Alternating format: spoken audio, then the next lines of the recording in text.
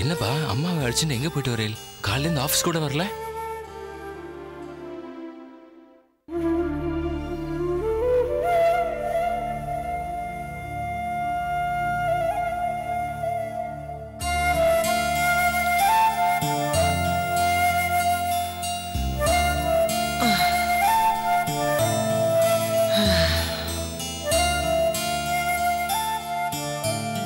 என்னாச்சுப்பா?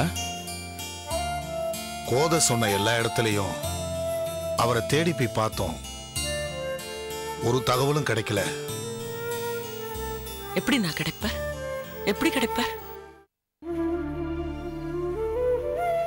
எல்லாத்தையும் தொலைச்சிட்டு நிக்கணும்னு தான் என் தலையில் எழுதியிருக்கேன். ஏன் என் வாழ்க்கையில மட்டும் இப்படி எல்லாம் நடக்கிறது? கை கெட்டினது வாய் கெட்டாம போயிடுறது.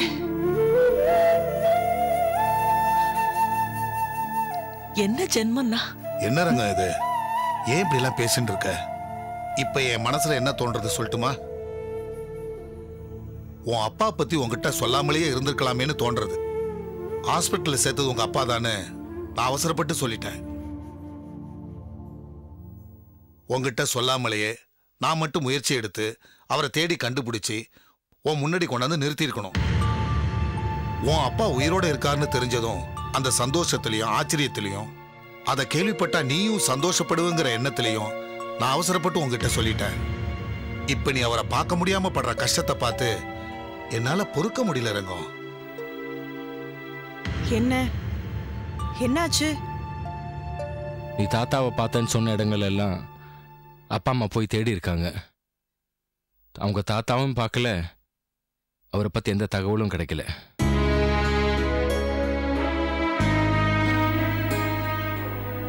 கோதை, உங்க எம்டிட்ட பேசினியாடி? அவரை பத்தி ஏதாவது தகவல் தெரிஞ்சதா? கேட்டேம்மா. அவருக்கும் இப்ப தாத்தா எங்க இருப்பாருன்னு தெரியல. என்ன?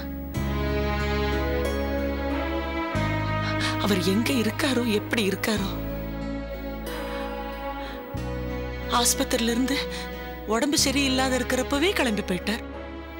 அன்னைக்கு ரோட்ல மயங்கி விழுந்த மாதிரி இப்ப எங்க மயங்கி விழுந்திருக்காரோ, எப்படி இருக்காரோ? அம்மா, அப்படிலாம் ஒண்ணும் ஆகாதுமா. தாத்தா எங்கேயானோ பத்திரமா நல்லபடியா தான் இருப்பார். நீ தைரியமா இருமா. இந்த பாரு, தாத்தாவை கண்டுபிடிக்கிறது தான் எனக்கு முதல் வேலை. சரியா?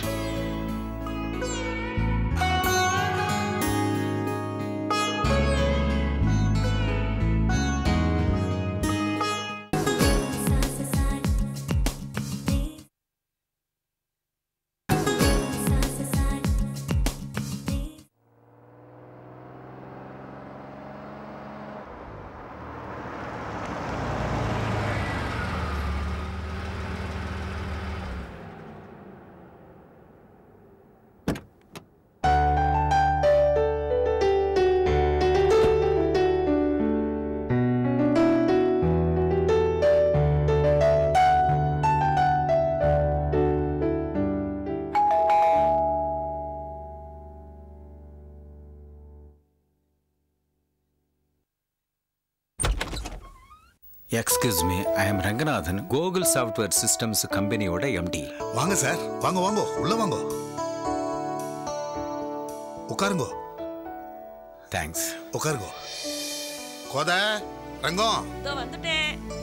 கோதை உங்களை பத்தி நிறைய சொல்லியிருக்கா. நானே உங்களை பார்க்கணும்னு நினைச்சிட்டு இருந்தேன். நீங்களே நேர்ல வந்துட்டேன். ரொம்ப சந்தோஷமா இருக்கு. தேங்க்ஸ். ரங்கம். நமஸ்காரம். சார் மிஸ்டர் ரங்கநாதன், கோதை வேலை பார்க்கறால அந்த கம்பெனியோட MD. ஓ, நமஸ்காரம் நமஸ்காரம். நமஸ்காரம். வாங்க உட்காருங்க. தர்மபத்தினி ரங்கநாயகி. சொல்லுங்க சார், கம்பெனில எப்படி போயிட்டு இருக்கு? உங்க ஆத்துல எல்லாரும் நல்லா இருக்காங்க? வாங்க சார், வாங்க வாங்க. பாத்தியா கோதை, உங்ககிட்ட சொன்ன மாதிரியே உங்க ஆத்துக்கு வந்துட்டேன் பாத்தியா? ஆமா sir, thank you so much. Sir, இது என்னுடைய சன் ஆறாம் அமுதன். நமஸ்காரம். என் கூடவே இருந்து என் கம்பெனில ஒர்க் பண்ணிட்டு அப்படியா? சார், என்ன சாப்பிடுறேன்? ஒண்ணு வேண்டாமா? அப்படி சொல்லக்கூடாது. ஆனா எதுவும் சாப்பிடாம போனா நீங்க விட மாட்டேன். சோ கொஞ்சமா காஃபி மட்டும் கொடுங்க. சரி. உப்புலி, இதோ வந்துட்டேன். உப்புலி இங்க வாங்க. இவர் உப்புலி, எங்க வீட்டுல எங்க கூடவே இருக்கிறவர். இவர் கோதையோட முதலாளி. கொஞ்சம் காப்பி கொண்டு வந்துருங்களேன். வாங்க வாங்க. ரொம்ப நாளாவே உங்க ஆத்துக்கு வரணும், உங்களை எல்லாம் சந்திக்கணும்னு நினைச்சிட்டு இருந்தேன். இன்னைக்குதான் எனக்கு சந்தர்ப்பம் கிடைச்சது. உங்களை மாதிரி நல்ல மனுஷால்கிட்ட வேலை பார்க்கறதுக்கு கோதை தான் ரொம்ப கொடுத்து வச்சிருக்கணும். சரியா சொன்னேன். ஆனா மாத்தி சொல்லிட்டேன். என் கம்பெனில கோதை வேலை பார்க்கறதுக்கு நான் தான் கொடுத்து வச்சிருக்கணும்.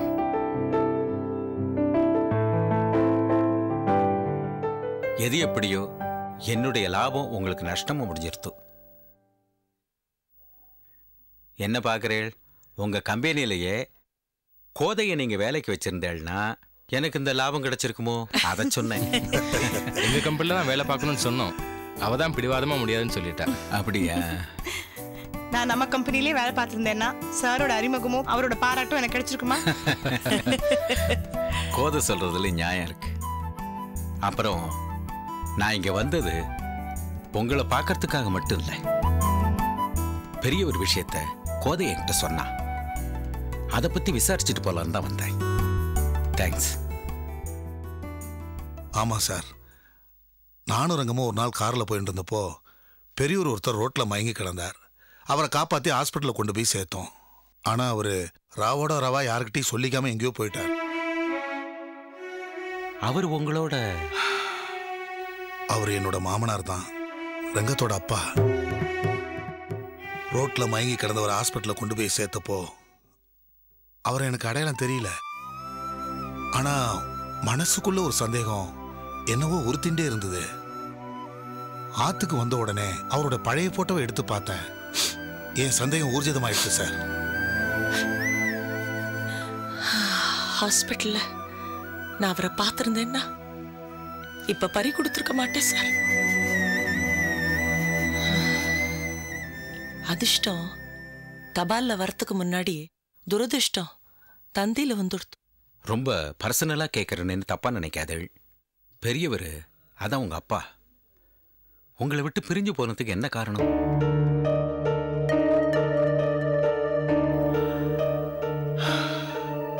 இருபத்தஞ்சு வருஷத்துக்கு முன்னாடி நடந்த ஒரு கார் ஆக்சிடென்ட் தான் சார் இதுக்கெல்லாம் காரணம்.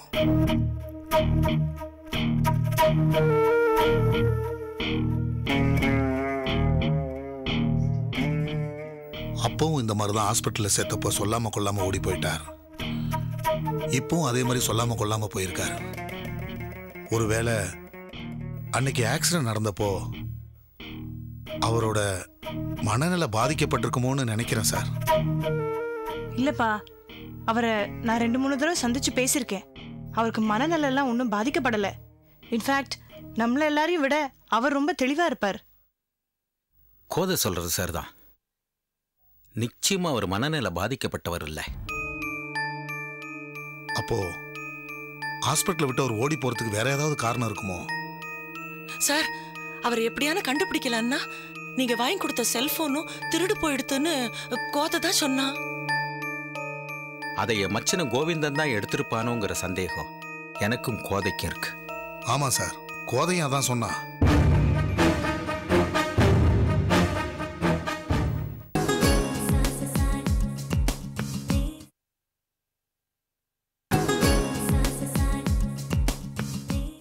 அதை என் மச்சன கோவிந்தன் தான் எடுத்திருப்பானோங்கிற சந்தேகம் எனக்கும் கோதைக்கும் இருக்கு. ஆமா சார், கோதையும் அதான் சொன்னா.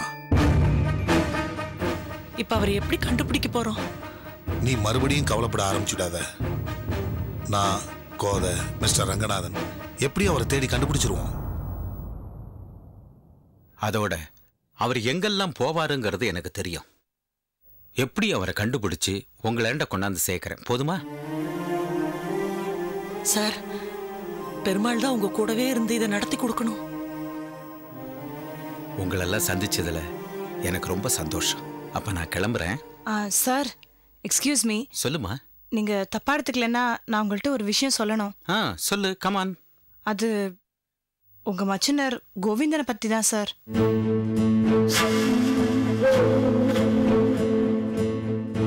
நாங்க யாரும் ஆட்ல இல்லாத போது அவர் அம்மாக்கு ஃபோன் பண்ணி மிரட்டின்னு இருக்கார். வாட்?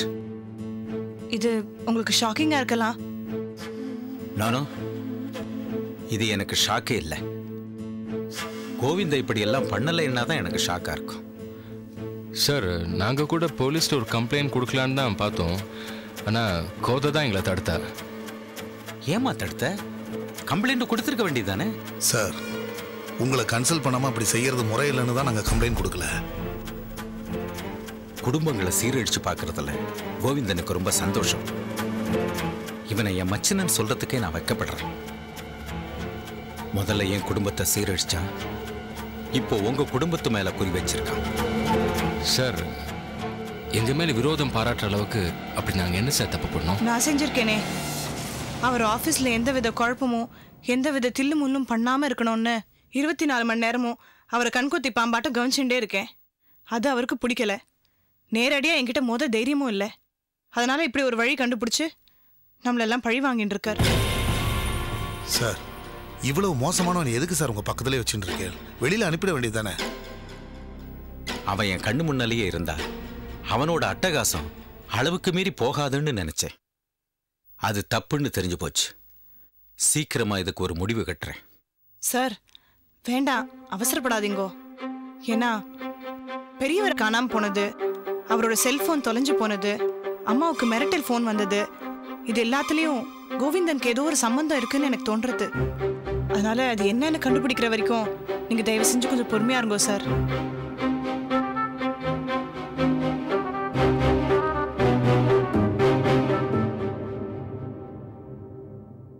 இல்ல கோதை, இனி அவனை என்னோடவே வச்சிருந்தா எல்லாருக்கும் ஆபத்து.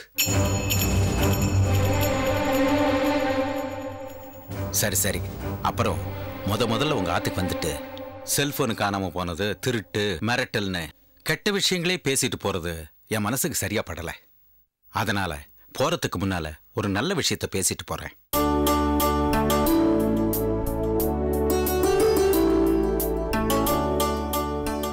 சொல்லுங்க சார். கோதைக்கு எப்ப கல்யாணம் பண்ண போறீள்? நாங்க ரெடி, மாப்பிள்ளை வீட்டுக்காராலும் ரெடி. கோதை சரின்னு ஒரு வார்த்தை சொல்லிட்டா அடுத்த முகூர்த்தத்திலே கல்யாணத்தை வச்சுடலாம். கோதை ஓகே சொல்லலையா? ஏன்? கண்ணன் தானே மாப்பிள்ள. ஆமா சார், கண்ணன் தான் மாப்பிள்ள. ஆனா கோதை கொஞ்ச நாள் கழிஞ்சு வச்சுக்கலான்னு சொன்னா, அதனால்தான். என்னம்மா கோதை, அப்படியா? ஆமா சார், ஒரு சின்ன பர்சனல் ப்ராப்ளம். அது சால்வ் ஆன அப்புறம் கல்யாணம் பண்ணிக்கலான்னு.